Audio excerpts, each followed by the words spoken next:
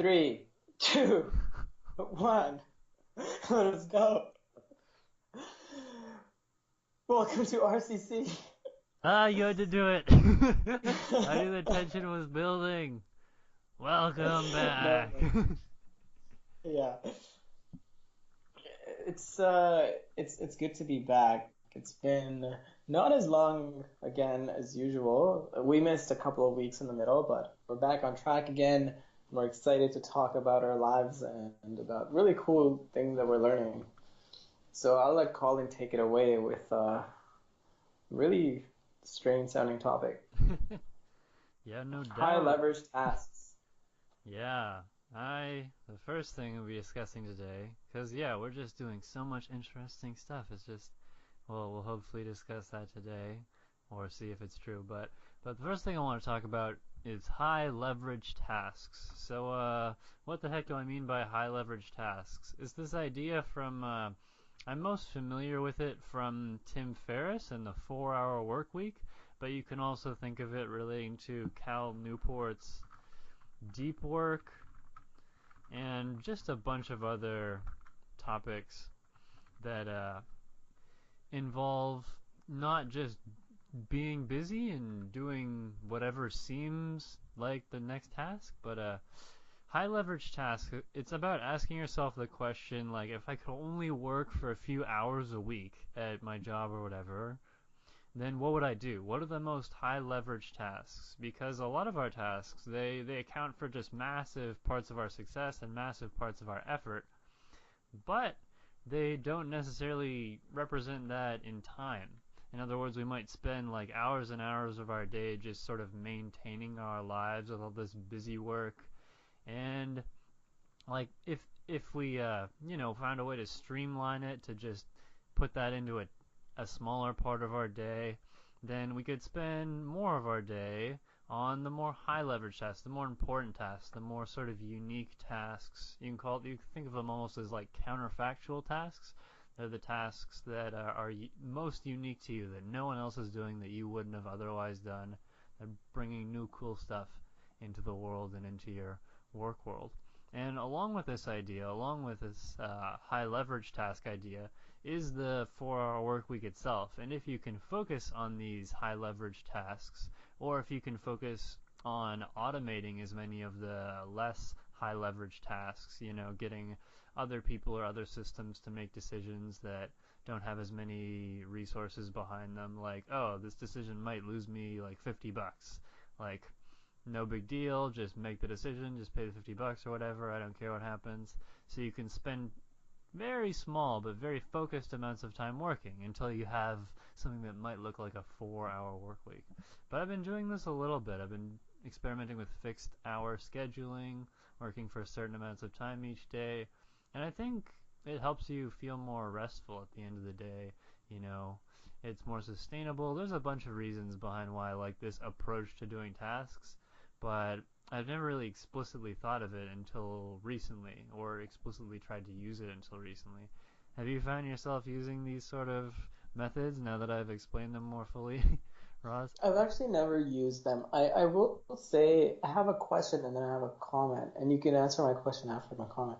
My question is just because you've identified high leverage tasks and low leverage tasks doesn't really make the lower leverage tasks go away. So that's one thing I wonder about because saying that you can automate them is easy enough, Yeah. but to actually do it seems difficult. And my comment is that as you're mentioning that, I can already start thinking about things in my life that clearly are high leverage. Things people like to say this a lot, but you probably do maybe 5 or 10 hours of real work no matter what job you're in. And when people say real work, they really just mean what you're I think, saying is a high leverage task. Things that you need to do, that you need your brain power for, that only you can do in many cases. That is sort of the value that you're adding to the world above and beyond what anybody else could do, or above and beyond what, things that you would enjoy and things that you would be original in doing, something like that. And I can definitely identify those things even as you're mentioning them. For instance, if I'm working on lots of things during the week, I know that research is one of the things that I do in my life.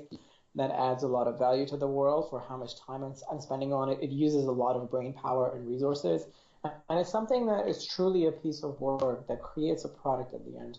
And the amount of time I therefore spend on research really is worth thinking about in this framework, because if I really could take out 4 hours and say these 4 hours are just going to be this task, it would at least ensure that those 4 hours will actually happen, as opposed to being having to squeeze them in between other tasks, which I do find kind of fascinating now that you've brought it up.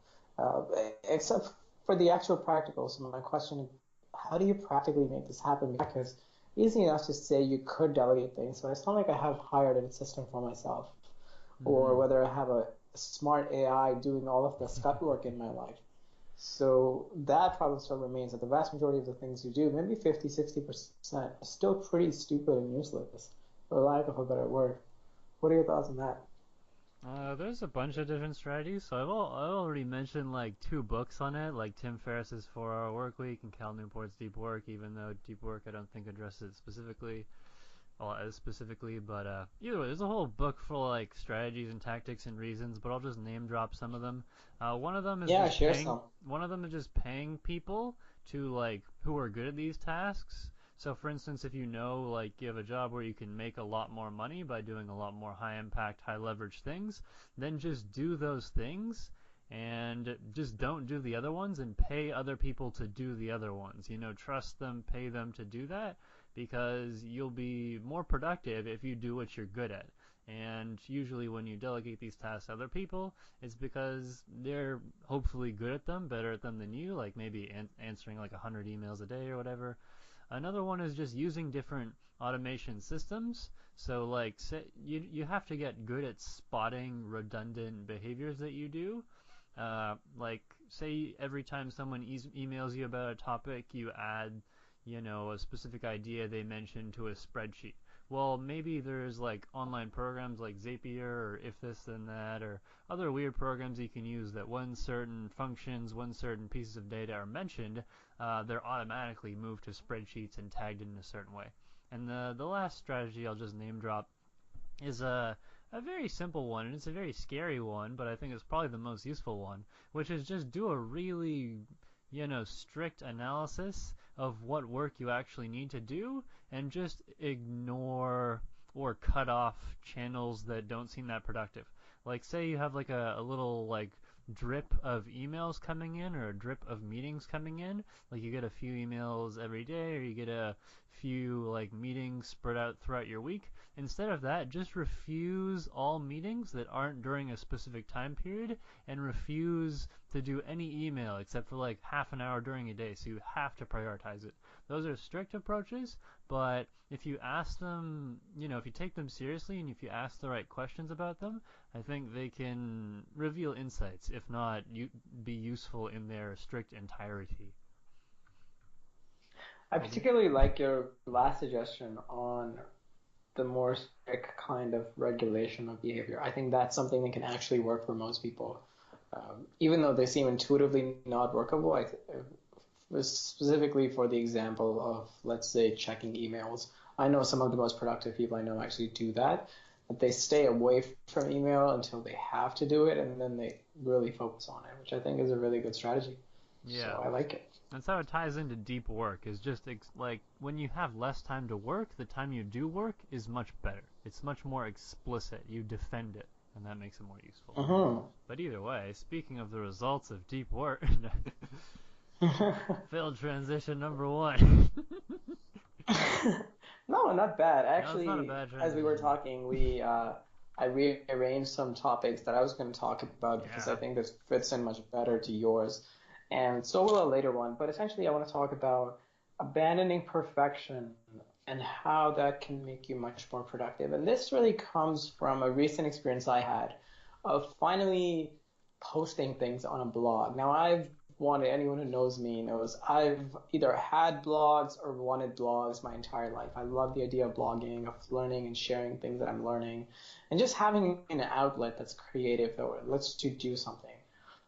But what's always hindered me, so when I was younger, I used to have a lot of blogs because at that time I had no standards for what sort of thing I'm going to write.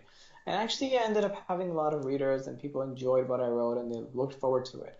Then there was a period in my life, which probably still continues, where I'm such a perfectionist that unless I am 1,000% sure that what I'm posting has no mistakes and that it's absolutely pristine and everything is cited and so on, unless that's true, unless that ridiculous condition is met, I just don't post it. So I have, let's say, 10, 15 blog posts that are basically fully written that I never posted. And then I watch other people write on those ideas, write much worse things on those ideas, things that are not cited, not even thoughtful. And I just wonder, they're out there now getting thousands of views, some of these getting like millions of shares, and I'm just incredulous. And I want to look at them and say, oh, you just abandon your morals and your standards. But they're making a much bigger difference in the world than I am. So what have I really got to say for this? And my recent experience has been that I finally started a blog with a group of people, and I let go of this embarrassment of imperfection. And I started putting my ideas out there. And it's just really satisfying to know that even if what you've produced is imperfect, that finally it's out there and people are reading it. And learning to let go of wanting to make the perfect piece of work has really helped. Now, I do want to counterbalance this thought by saying you shouldn't abandon your principles or your standards because you still want to produce very, very high quality work, but it's a really fine balance between abandoning them versus just not producing anything at all, and that could cause a kind of stasis too. So that's something that I'm still juggling. I think right now I'm probably more on the side of creating things than quality control. I think it's something that to make a meta conversation of this that I'd like to hear your thoughts on is this podcast. I think it's good enough quality, but it's not so good, and that's probably what's prevented us from posting it. It certainly was preventing me from posting it more widely. And again, it's a problem of how much should these standards matter and how much should they be allowed to hamper your productivity. Particularly because, for me at least, a lot of incentive for doing many things I do, like writing, comes from wanting to be read and wanting to be heard and to change the world or at least affect the world in some way. So it's a fine balance that I find myself in, and certainly that we found ourselves in with this podcast. Uh, and what are your thoughts on that? How much has perfection affected you, or where do you fall on that scale of perfection and productivity? Hmm. I do not think that perfection stops me, like ever. So this is my I figured. this ties right into like a sort of philosophical policy I have about like honesty, which is that I think like nearly everything that like we think or say or think we should say or like just whatever thought or opinion or belief we have, like I think in the right context it makes sense and should be expressed. So for like blog articles or whatever, like I'd be fine with publishing. I would probably be like, I probably wouldn't, but like I probably would. I don't know. I just don't do this, but I probably would be fine with it publishing like a totally garbage unedited article, as long as I put at the very like top of it like this is a garbage unedited article. Then within the right context, once you set the mood, I think you can get away with whatever. But what I do say is my main solution to this issue, because I do like making things that are nice, and I do try to make things that are nice, is I just have an editing process. So I just, after writing papers for years, I just grew very accustomed to the process of trying to write a paper before it is due, and then stepping away from it for a few hours or hopefully like a day at least, like at least a night's sleep, and then just doing a rigorous edit. You can also send it to other people, but that's pretty much my like bar.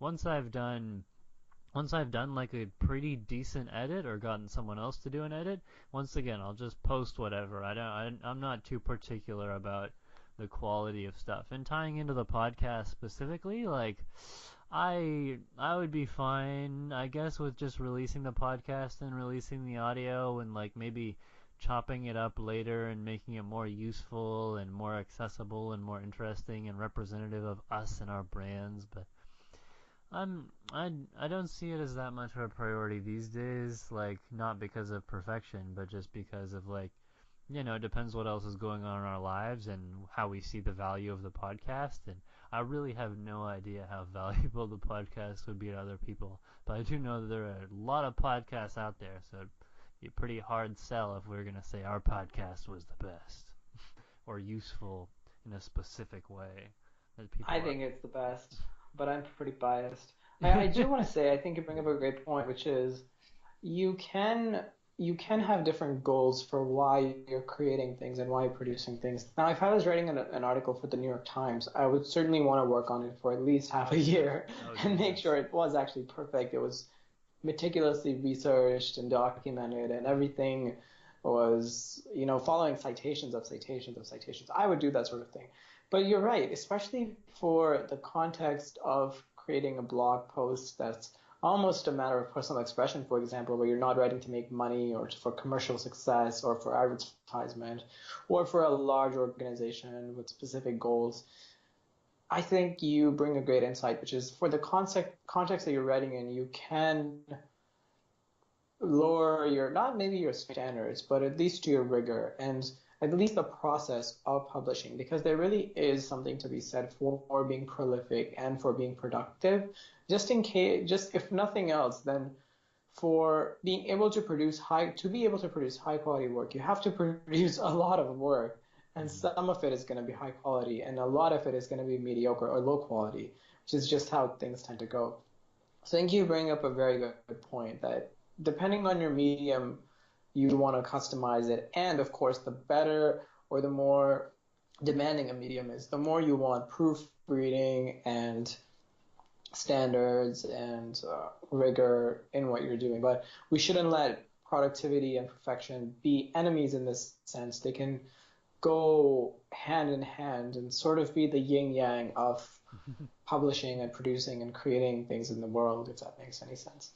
Yeah, that's a really nice way to put it. We could end off on that instead of I'm gonna inject it anyway. The comment I was gonna make is that I also feel swayed a bit more towards your point because generally I think in most contexts we should have higher quality standards. But yeah, yin and So yang, that was beautiful. You know what else is a beautiful symbolic system? Capitalism. let's see how you defend this one. So this is a fun topic I've been sitting on for a long time because my views on this. So I guess you grow up and learning about a bunch of cool stuff, and then you finally start to learn about politics a bit, and then eventually you might, if you're lucky, exposed to the right ideas, you might understand that we're living in like a fairly capitalistic system. You can understand the history of that. You can understand how it applies to the world and globalization and all these big fat words like what do they mean, what's going on here.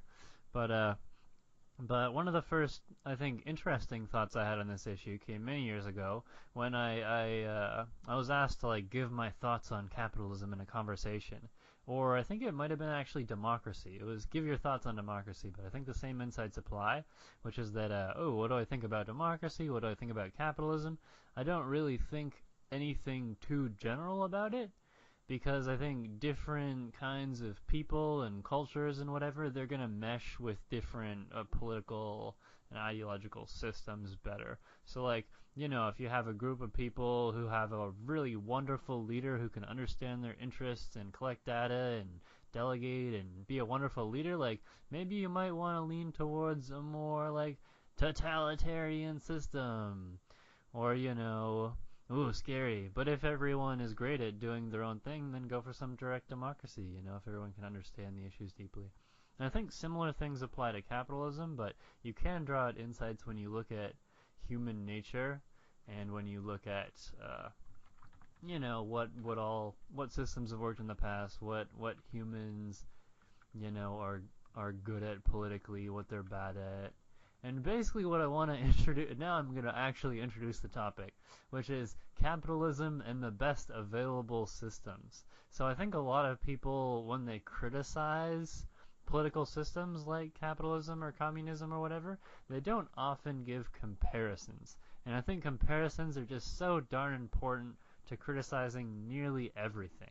So I'll just give like a very few, like, capitalism seems good, it seems like there's some inequality that seems necessary for people to make cool things, because if you enforce, perfect equality for everyone, then the incentives aren't lined up. So it seems like in some sense capitalism is good at beating other systems. I don't know if it's good inherently in and of itself.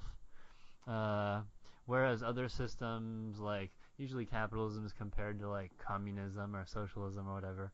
And I think those may be good at taking care of other people, but they might not be so good at getting you to the moon, or I don't know. I just have a bunch of general thoughts about this, and the reason I wanted to bring up this topic is just to illustrate the fact that when we have big sweeping comments about ideologies like capitalism, we should probably say like they're not all good, they're not all bad. We should compare them to other systems to look at the overlaps, the goods and the bads. So those are some big sweeping weird comments I have about capitalism and stuff. Did you ever find yourself in these kinds of conversations, Razo, or someone's like, "Oh, capitalism is evil," or like capitalism more is more good? often, yeah, I mean, more often than not, I find myself actually defending socialism. But that being said, here's an example of the problem I think you illustrate very well. I think you gave a great example of capitalism putting us on the moon, whereas socialism taking care of the poor.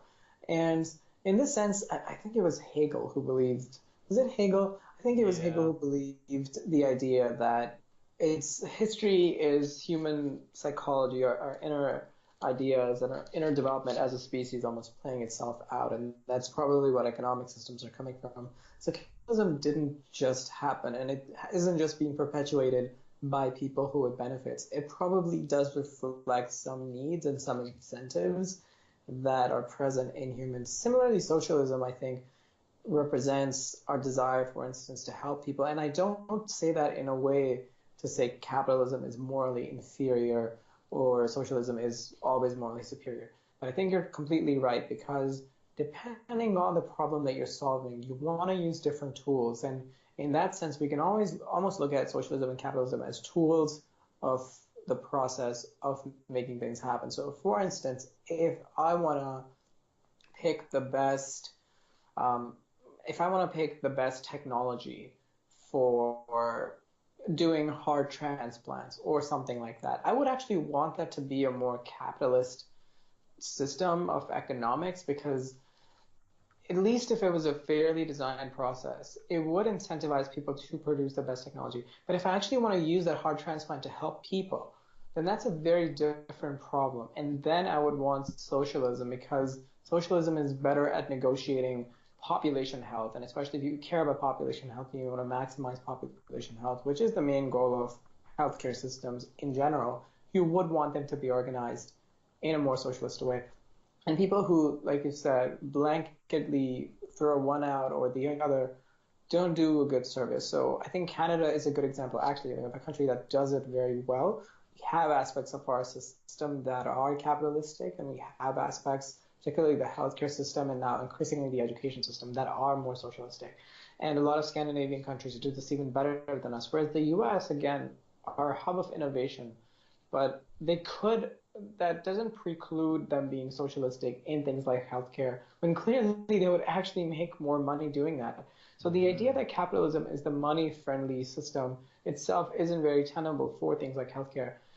And even economically, even on economics and economic profits and maximizing the value that a society has and using its resources, you probably need specific systems and specific tools for each situation. So I agree with you that whenever I hear statements like capitalism is evil and to hell with it, or Marxism is, the end of the world, both statements, or something in the favor of communism and Marxism, both should make you suspicious, because I think they show an ideological framework, an ideological way of thinking about problems, rather than a problem-oriented, more utilitarian way. Because you may well find yourself working as a utilitarian, doing something that is anti-socialistic, and yet you should do it anyway, because that's not probably what makes it moral or immoral, if that makes sense. Mm-hmm. Mm-hmm. Yeah, I definitely agree with those things. I think people can have pretty entrenched views on it anyway. And like one little tip to sort of go along with this conversation that I want to throw in is that when people, not even just like capitalism is evil, but when they say like, oh, I support a certain policy, or I like think this policy is evil, or I prefer this kind of government, then if you just ask people in like a non-offensive, in a totally like, open, honest way, just could you like explain that to me? Then studies show that people like they will almost always backpedal on their views, you know, because when people are asked to explain most complicated things, like things to do with politics, it's just really damn hard. It's really damn complicated explaining like how taxes interfere with incentives if they're not used in the right way, and how that affects like economic growth indexes, and how you need taxes for social security, which affects incentives, and it's just really complicated crap.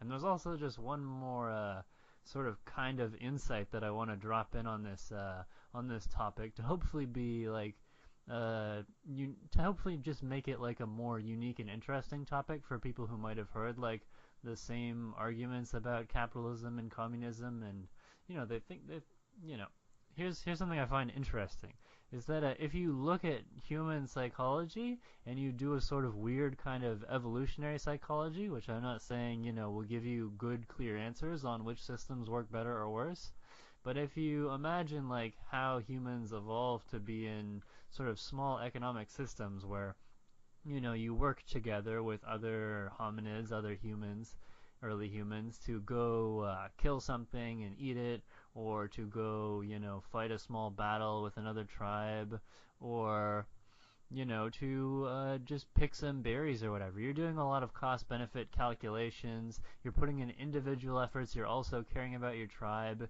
So there are elements of capitalism and communism sort of sewn into our psychology. And I think we should probably spend more time talking about those than about the big sweeping words, like capitalism. We should talk about what the best available systems are by getting at like what the hell humans are and understanding us first.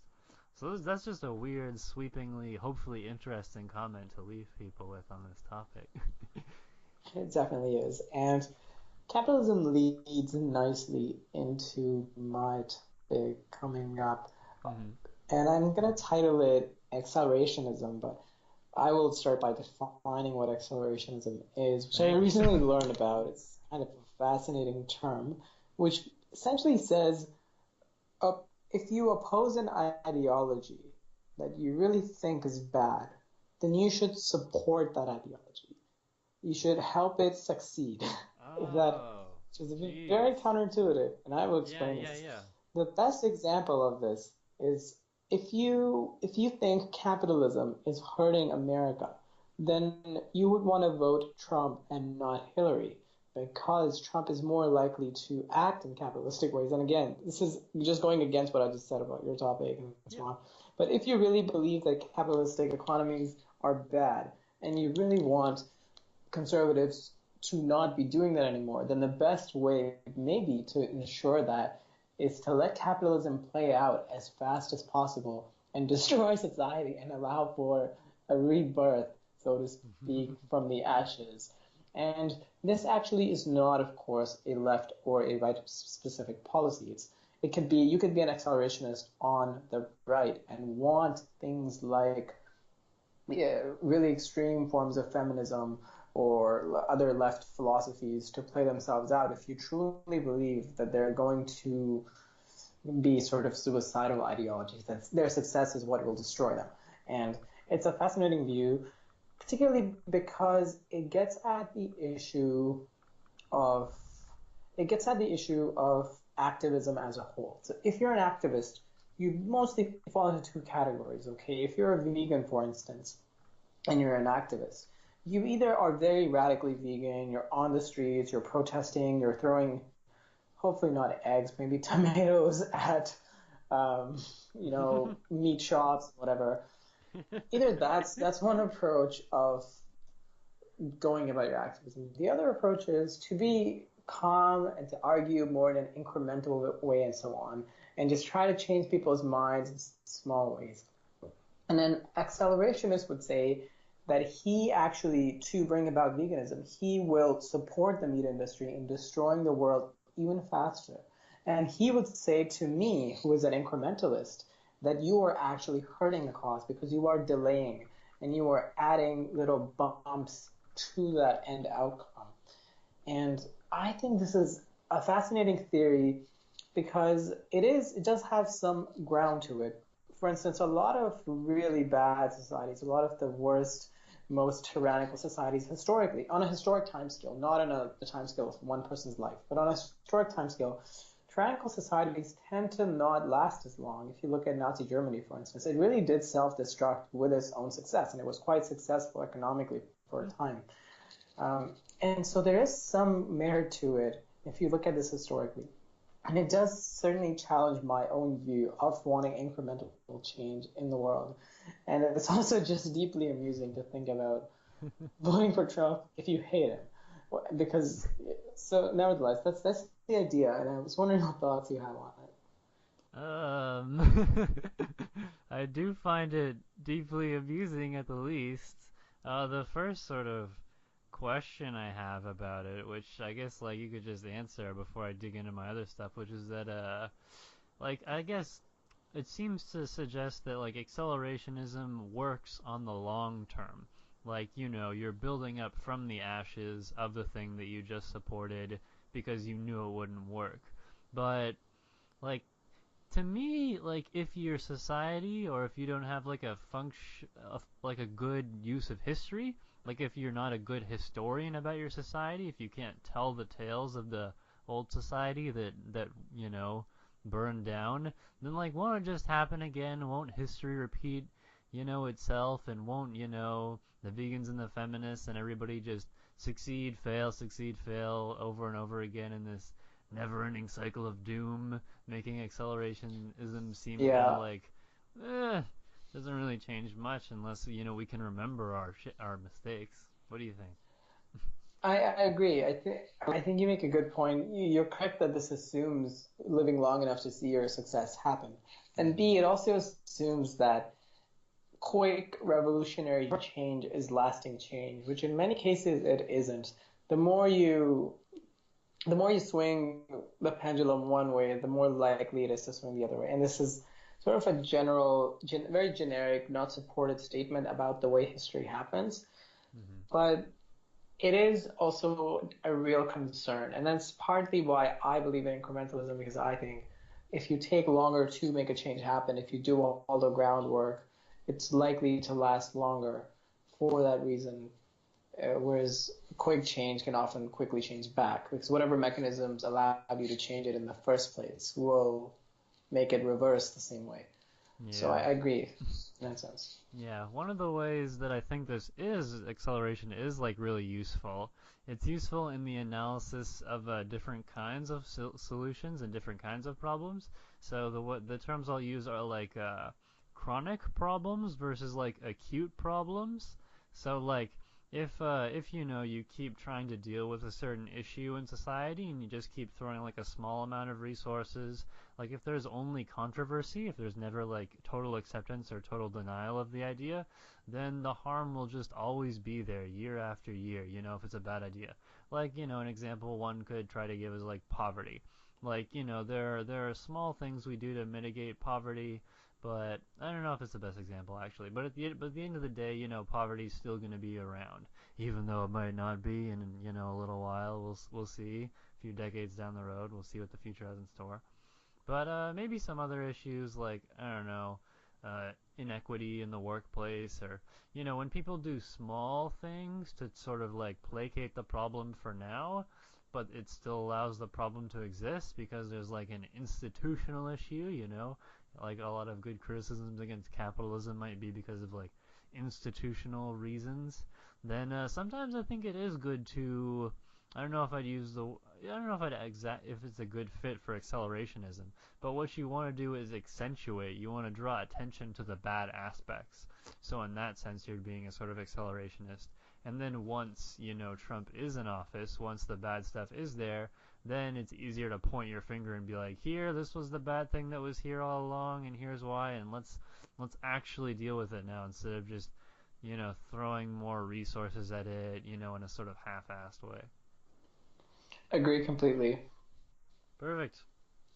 I disagree completely. What the hell is incrementalism? Could you just explain that before I move on?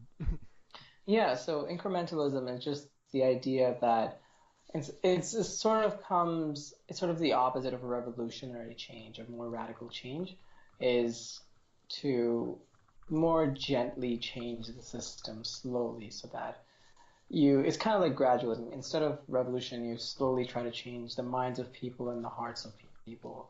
And you might get, instead of a radical swing, you might slowly get changed in that way.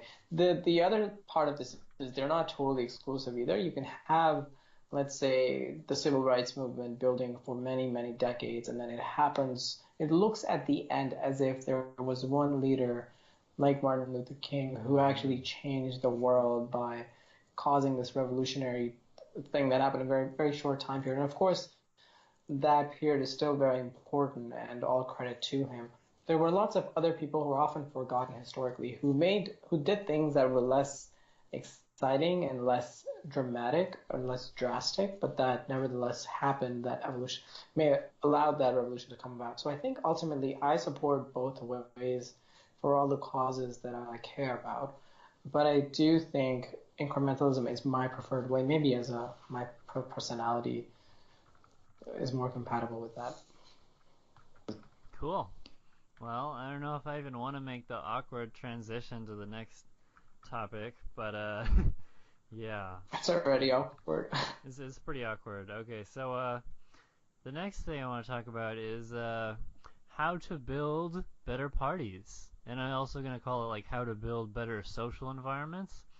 So this is another topic I've been sort of sitting on for a while because yeah, in our lives we have different social engagements. Like we have our schooling and then our work and our family. And those are all wonderful sources of relatedness, also known as like positive relationships, also known as belonging. There's a bunch of fancy words for the sort of human psychological need that is relatedness is my favorite word for it. So, like, how do we build better parties? How do we build better social environments?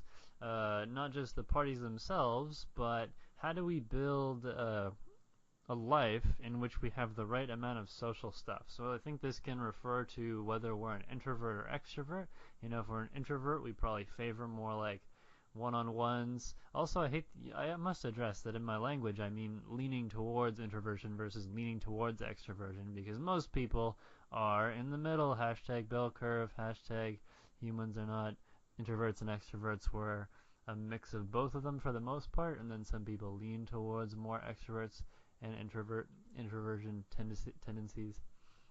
But either way, getting back to the point, I think that it's very rare that people think strategically because it feels weird to think strategically, to use like numbers and lists about like, oh, how many social get-togethers am I going to go to? Am I meeting enough new people? How can I plan to meet new people or plan to see my friends more? But I think this might be another topic that I've sort of dredged up from past conversations, but it seems like a relevant and interesting question. How do we build better relatedness into our lives? How do we build that picture of our lives with our life skills? And I guess I could sort of start the delve into the topic by pushing it back to you if you want. Is there any suggestions you have for the listeners out there about how you get your relatedness, Raza, or do you want me to say something first? I want you to say something first. Perfect. Then I will talk about.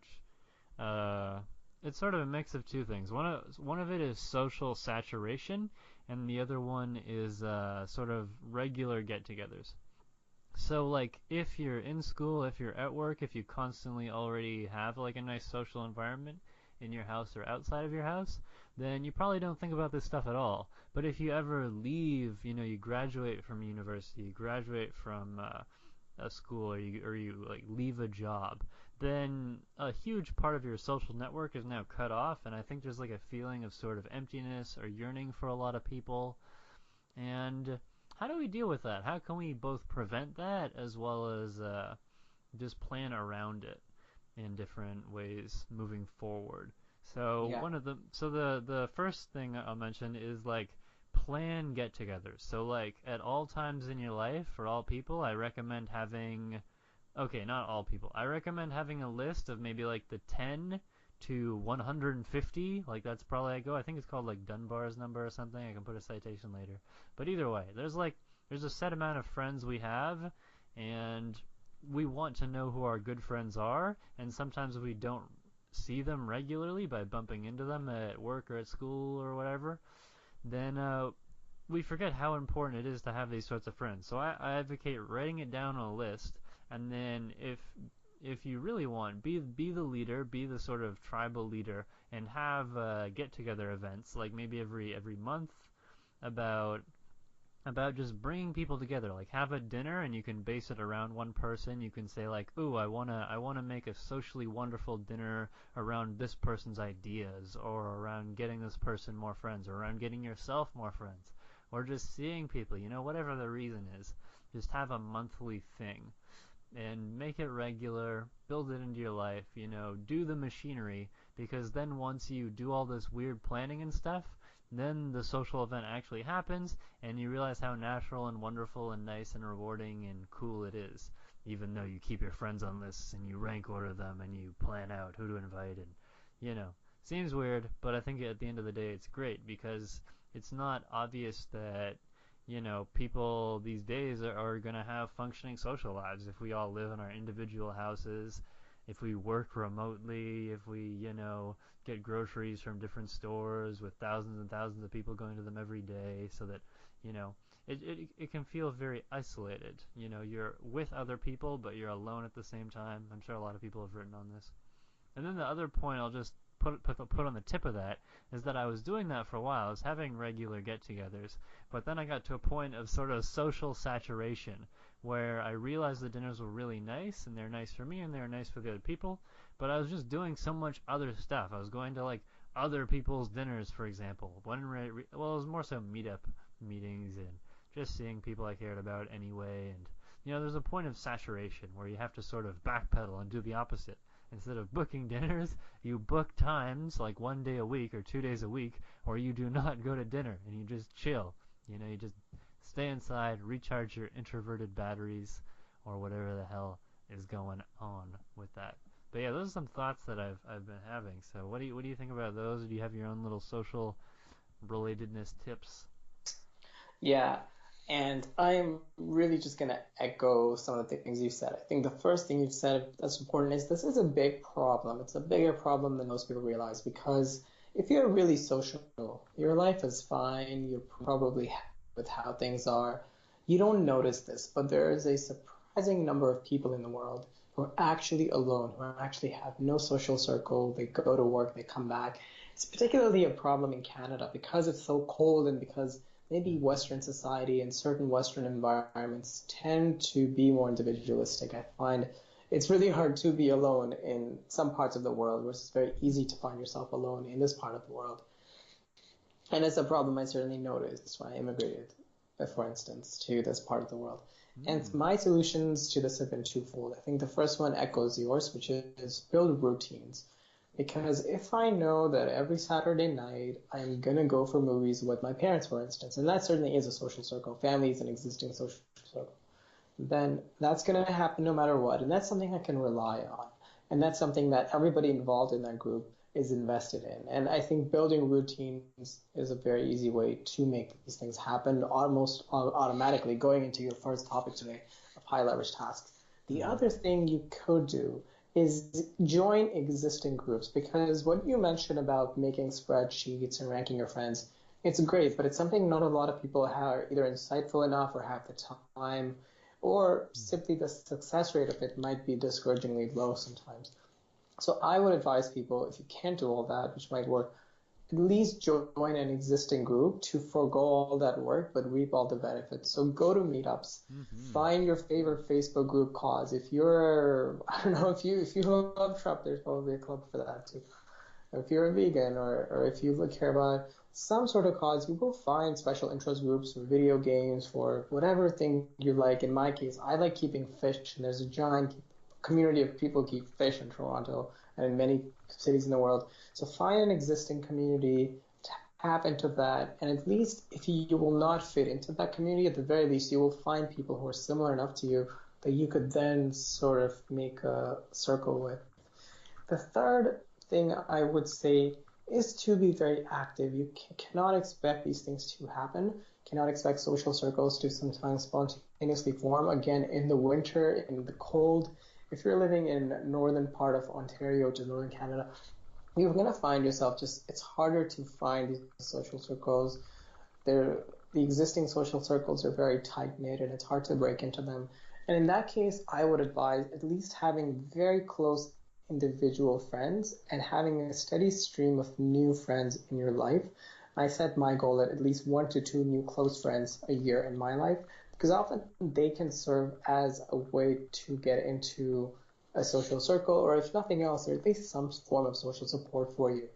And I think those are ways that even if you're stuck in the middle of nowhere, you can usually find at least 1 or 2 people that you can rely on as a kind of lifeline to the rest of society. I found personally those things have worked despite a very busy schedule. But some of the strategies you mentioned, of course, also really helpful, especially for people after we graduate from school or leave a job. You can feel suddenly like your social circle has fallen apart, but there are always ways to get it back together as long as you're insightful about it. Mm-hmm. Mm-hmm. Cool beans. So let's dive into what may be one of the longest topics, or at least longest titled topics I've seen. Yes. So the topic has a scary title. I'm not going to say it all at once. So the general inspiration for this topic is having worked in the intensive care unit now for a little while, and maybe the most striking feature of the intensive care unit is how much is happening. So let's imagine a person who just had a motor vehicle crash. Okay, this is a 20-year-old girl who's got into a motor vehicle crash. Suddenly, she used to be an athlete. Now she has a spinal cord injury, so she can't do that anymore. She has a kidney that's lacerated, that's bleeding, that's making her kidneys not work. And the kidney problem is changing the fluid balance in her body, it's making her heart not work. And in the ICU, it's kind of like, it's hard to explain, but you can essentially replace a lot of organs that people have. And you can keep doing testing. You have 1-to-1 nursing to patient ratio. So you can do very close monitoring of people. And what all of this amounts to is a huge amount of data. You have so much data in the ICU on each patient. You maybe have 20 times the data that you would have if you went to your family doctor generated per day as a single visit to your family doctor if you're in the ICU. So my topic is very long title. It's continuous partial attention, analysis paralysis, information pollution, information overload, but it's really all capturing the same problem, which is, I think, an increasing social problem, which is we now have so much information at our disposal that we don't really know what to do with it anymore. And by that, I don't mean we don't act anymore. Sometimes, which is what analysis paralysis means, you have so many choices, so many options, so much to think about that you end up not acting. But it's more than that. It's that even when you act, sometimes you take the wrong action, or you focus on the wrong things. And that's what information pollution gets at. So there's stuff going on with the kidneys and the heart and the brain and this psychiatric depression that this young woman would have. But which of those should you really focus on? And for each of these issues, you have hundreds, if not thousands, of test results. And which of those really matter? And the more sort of crap you throw in, the harder it is to find the needle in the haystack. And so in our lives, I think it's really important. I think we like collecting. I think a lot of us are naturally hoarders. We like collecting as many resources as possible. If we can download 1,000 audiobooks instead of one, we will download 1,000, even though we're not going to listen to all of them. But it's really important now. I think we've come at a point in history where we have to radically change the way we think about resources, and not to get the most possible, to get the least that you can get the most out of, if that makes any sense. So if you want to learn about a topic and you can buy 10 books on it, or you're getting 10 books for free, you should try to deliberately only take one of them. And you can read the other 9 in the future if you want. But you have to suppress the instinct of grabbing on to, holding on to, paying attention to everything. Because, and one of the things I talk about in this topic is continuous partial attention. This is the idea that when you're doing a lot of tasks, in some tasks in your life, and this gets back to, again, high leverage tasks, which you were talking about, you may be paying a little bit of attention to something all the time, but never enough to make significant progress.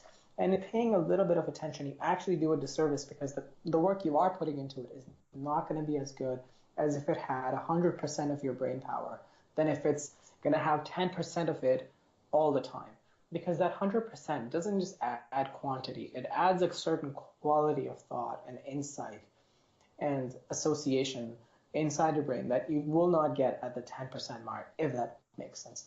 And I think this is increasingly important, again, in a world where we have now shifted to having too many choices, too much information. And I think we need to now start focusing ourselves very deliberately, or else we're going to either lose sight. In the ICU, it means you're going to focus on the wrong problem while something else kills your patient.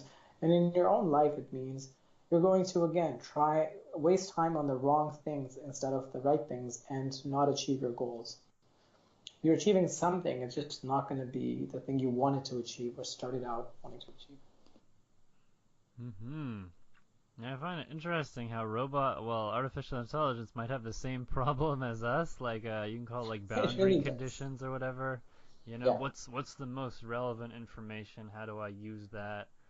And I think a lot of what you're saying speaks to, yeah, in some sense I have to say like, oh yes, we've come full circle back to high leverage tasks. But I think a lot of what you're saying speaks to, in my mind, a sort of embodiment of the value of efficiency. Like, it's sort of been easy for us to just rely on our automatic processing in our brain, and throughout our history, like, we've never really been too worried about having too much information. But now we are like, there are clear limits to the computational power of our brain. There are clear limits to what we can pay full attention to and what we can deeply work on each day. And yeah, information pollution, like, these are good words that you're using to describe this thing. It's gone beyond the paradox of choice. It's that we really need efficiency to sort of fight back just the flood of data and information. We are not computers at the end of the day, and we got to do cool stuff. Yeah. Yeah, well, I guess. And No, go for I it. mean, one piece of advice I have for anyone who's trying to do this in their own life, and really comes from medicine again, where I've encountered this problem a lot. Medicine has done something very different for the last 10 to 15 years than it had ever done before. And it's the following.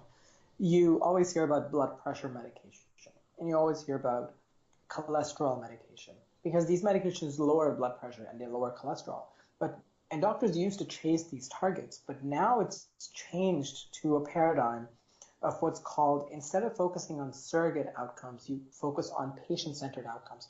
So now the newest trials coming out of medicine really ask, is the person actually living longer? So sure, you might have dropped their blood pressure 20 points, but are they actually living longer? And if sure, you've changed their cholesterol level by a point lower than it would have been otherwise, but is that actually causing fewer heart attacks? And whether or not the pathophysiology or the biology makes sense or not, if even the best drug in the world that lowers your blood pressure, to a complete normal, at the end of the day doesn't reduce deaths in that population, then is it really important? And I think it's good in our daily lives to ask questions like this. Am I actually happier with everything I'm doing, for instance? Is a good outcome? Am I actually richer, if money is what you want to make sure it looks like things are happening for me? But am I actually reaching the higher level goals that I want to set? And always thinking of that big picture and coming back to it is really important, because otherwise you can get stuck chasing grades in school, for instance, that don't help you achieve anything. and that would be a surrogate marker of happiness that doesn't actually necessarily lead to happiness. Mm-hmm. I'm uh I'm kind of really glad and kind of frightened to hear that you're doing such nice philosophy in hospitals. Like, because I don't think a lot of people ask these really damn important questions. Like, so what do you, in a sense, like what you've just illustrated, can be, I can put it in like two, like one of them is a main metaphor. So one of them is like, don't lose the forest through the trees, get the big picture. But the other one I'll use is like something I strictly use in philosophy and in psychology, which is like the difference between intrinsic goods and intrinsic motivators, versus extrinsic ones. And like at the hospital, like if you lose sight of the intrinsic goods, if you lose sight of what you're really going for at the end of the day, then you're just going to be buried in all these extrinsic goods, all these surrogates, all this stuff that, is part of a system that you built to be good, but somewhere along the line you just lost your first principles, you lost your intrinsic goods. And I would hope people have the language to articulate these issues, instead of just measuring blood pressure all day. But so that's why I Yeah, find it hopeful, but also a little scary, because and philosophy is useful, that kids. language.